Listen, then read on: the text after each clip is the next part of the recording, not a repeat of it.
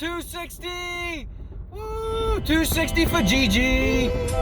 What's up, everybody? Welcome back to Wealth Not Weight. I am your host, as always, Joseph Coizza, and in today's episode we are talking about my 260,000 mile SUV. So as those of you who followed the channel for a while, one of the first videos I did was from Gigi. Gigi here was at 230,000 miles back when I worked at the restaurant. As you've seen, I changed location. I'm actually behind where the restaurant used to be. Thought it'd give me a little bit more mojo, and good to talk about this old girl at a nice old place that I used to frequent and record a lot of videos at. So as you guys will know, as I showed in the video, Gigi's now at 260,000 miles. Nice car. Gigi's a Hyundai Santa Fe, and I essentially got her for free. She's like the family vehicle, although I definitely use her the most. And again, in efforts of full disclosure, I do have another vehicle. However, it is not the Monty. Like last time, that exploded. Maybe I'll do a video on that someday, maybe I won't. But after that exploded, I went out and purchased my dream car, a Corvette. Not a brand new one, but it was a 1985 Chevrolet Corvette. I got it for about $2,500, and it is a wonderful thing, and I love it, and it's amazing. However, Gigi is, of course, our good old workhorse, and she's low maintenance, low cost to run, low gas mileage, especially right now with gas prices being so high, and Gigi continues to be this amazing. So some things that have changed, however, is the workload. I now drive full-time for Uber instead of working at the restaurant or working previously at Target. I now drive full-time for Uber, so about 4 to 5 hours a night. I try and get in for about 4 to 5 nights a week. So Gigi's easily doing 100 miles a night, usually around 80 to 120 miles. So Gigi does about 400 to 500 miles a week. So the workload definitely is more, the amount of gas I'm spending is more, is not now $40 to do a tank anymore. I never knew you had a cool old car. Instead of $40 to fill up a tank, it is now closer to $80. $40 gets me about halfway. So Gigi is still running consistent and is amazing. Things that have changed, however, though, is Gigi does need a back shock. I'll play you guys some video of that now.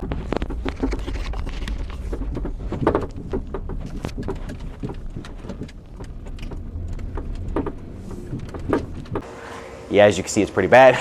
She does need that. We had her head gaskets fixed. A big problem with this in a lot of models, other than, of course, the fading paint job, especially in our Florida sun. One guy told me it looked custom, and he really liked it. So, I mean, that made me feel good. Considering the semi-classic nature of the vehicle, with the slick wheels and the custom paint job. Good old Gigi. But other than that, of course, it was the head gaskets kind of go bad, and it starts to leak a lot of oil. So when you're leaking a lot of oil, you have to put a lot of oil in it, along with some minor fixes, along with your general maintenance, like your tires, your oil changes, your tune-ups, brakes, just things that happen really on any motor vehicle.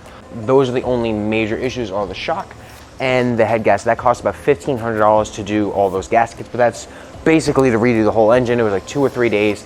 It sucked paying that, but it was something that's needed, especially then when I was making my transition full-time from Target into Uber. I had just got the Corvette. I was thinking about leaving Target. I knew I was Ubering a lot more, so that's something that I definitely needed to get done, because an 85 Corvette, you can't go Ubering, and as a primary source of income, you don't want to be down for too many days for that. I had a friend who had issues with their car. They bought a brand new vehicle, first brand new vehicle. They picked it out.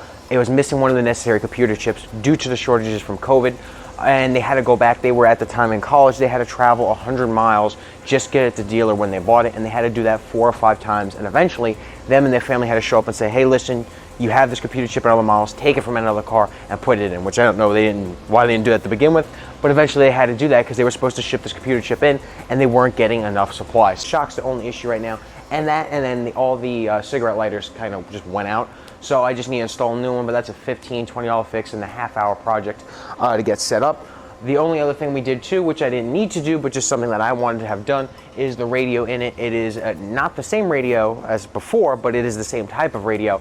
The cassette player in it broke, so anytime I would play music throughout the car, I couldn't do that, and I'd have to use headphones or something, a minor fix. It cost $25 at a junkyard, and then we got that straightened away pretty easily.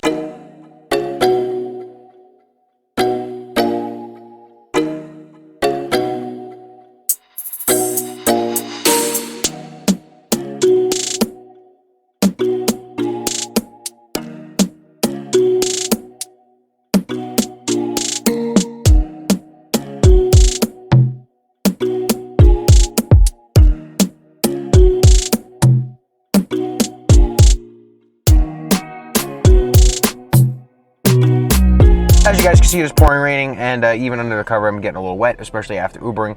But Gigi is running very well. Gigi's great.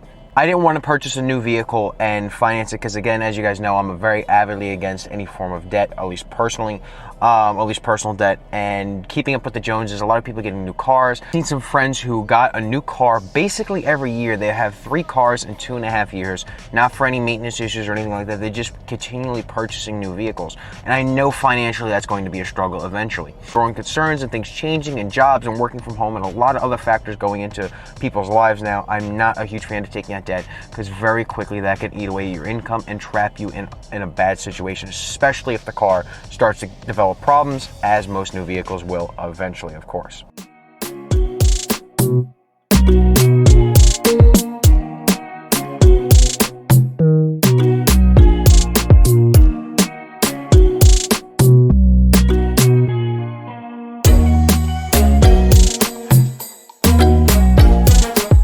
Of course, me being me, I'm still avidly against payments, and then the cost associated with that. Cost of cars are extraordinarily high right now, along with the cost of gas. Gas is through the roof comparably to the time that I made it.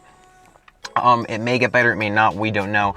But going out and purchasing a new car right now is not the move. Price of used vehicles like Gigi, if I were to go out and purchase her right now, even with 260,000 miles, the cost would be substantially more than when I purchased it. Along with the 85 Corvette, especially because it's not something that's computerized and all set up with digital dashes and all this other stuff. The cost of that, something in good condition, is now considerably higher. I'd say anywhere from 20 to 30%. I've seen some cars double and sell for that price. So instead of, say, $2,500, it sells for around $5,000. Again, cost and everything may vary, your area may vary, but that may be the height of it. It's going to cost you considerably more to purchase a new vehicle now because the cost of cars, even new comparatively to before, are going to be extraordinarily high. The financing fee is going to be high. A lot of places offer 0 interest, yes, this and that, but somehow, some way, you're going to get fucked along the line, especially when all your money then has to go towards that payment. The average American has a $500 car payment. This was pre-COVID. Imagine now after COVID. I don't even want to think about what that's going to be. And Gigi continues to be a great and amazing vehicle, and very happy to have her. Other than the short maintenance issues that I listed and the one-time expensive fee, but again, 260,000 miles, she is absolutely running amazing for 260,000 miles, and she continues to serve me over 400 to 500 miles a week from Ubering. So I'm all over the place. I'm up and down and fucking left and right. I'm all over the county. I'm going to different places. I drive her very consistently, and the gas still remains affordable. Of course, gas is crouching as always with everybody, but she still remains great and reliable, and I'm very, very happy and lucky to have her in my life. So my huge recommendation that I would say is buy a recent used vehicle that will last you a long time.